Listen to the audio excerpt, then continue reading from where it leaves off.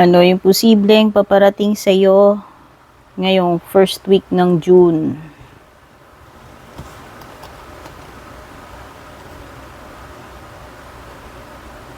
Ito yung mga unrealistic expectations na maaaring makaka-blind sa iyo. Mas lalong makakapagpa-confuse sa iyo. May mga magagandang changes.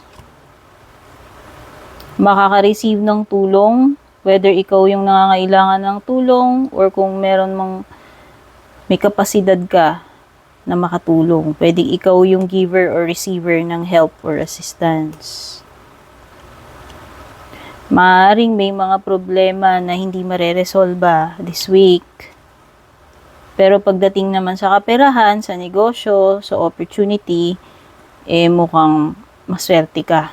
Kasi andyan at lumalapit sa iyo yung swerte pagdating sa negosyo, sa pera. Pero kahit na may mga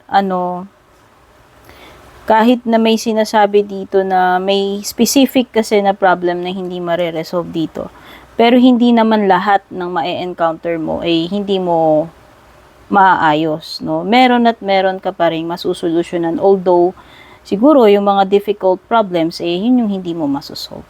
Okay? So yan yung mga posibleng paparating sa inyo ngayong first week. Take care, babush.